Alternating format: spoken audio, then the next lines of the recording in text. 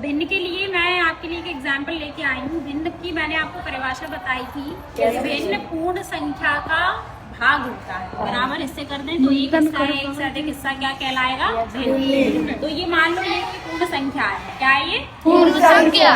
पूर्ण संख्या के मैंने ऐसे करके मोड़ दिया। दो हिस्से हो गए। कितने हिस्से हो गए?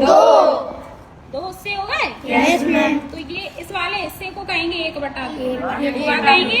1/2। तो इस वाले हिस्से को भी क्या कहेंगे? 1/2। अब ये बराबर, मैं फिर इसको और मोड़ देती हूँ। देखो बराबर 4 हिस्से। Yes ma'am. कितने हिस्से हो गए? 4। तो ये वाला हिस्सा होगा वो कितना होगा? 4/4। 1/4 का 2 गुना 2/4। 3 और फिर 3 गुना 4।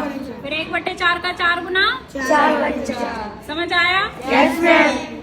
और मैं मोड़ दूंगी तो फिर और बराबर हिस्से हो जाएंगे। Yes ma'am. तो कितने हिस्से हुए? 1 2 3 4 5 6 7 8। तो यहाँ तक कितना माना जाएगा? 1/8। 1/8 का 2 गुना 2/8। फिर यहाँ तक 3/8। फिर यहाँ तक 4/8। फिर यहाँ तक 5/8। फिर यहाँ तक 6/8। यहाँ तक 7/8। फिर लास्ट यहाँ तक 8/8। तो देखो जब मैंने स्टार्टिंग में मोड़ा था तो आपको बताया था कि ये वाला जो हिस्सा होगा वो 1/2। 1/2। यहाँ पर देखो 4/8 लिखा है। अगर हम इसको काटेंगे तो 4 एकम 4। 4 दूनी 8 है आधा कि नहीं? Yes ma'am. ऐसे ही यदि हम यहाँ देखेंगे तो 8/8 है।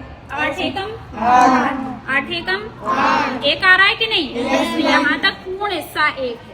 ठीक है। तो 1 का भाग जो होता है वही क्या कहलाता है? भिन्न। इसीलिए भिन्न कभी ऋणात्मक नहीं होता, हमेशा कैसा रहता है? धनात्मक। 0 से बड़ा। यहाँ 0 है, यहाँ क्या है? 0। अगर हम संख्या रेखा में देखेंगे तो ये आपकी संख्या रेखा बन गई। क्या बन गई? संख्या रेखा।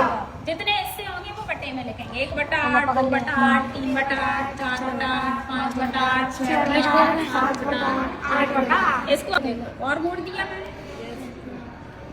सीधा बोल रहे। कितने टुकड़े हुए? 1 2 3 4 5 6 7 8 9 10 11 12 13 14 15 16। बिल्कुल सही बता। दुगने हो जाते हैं। मोड़ने से कितने हो जाते हैं? दुगने। तो फिर ये वाला हिस्सा क्या कहलाएगा?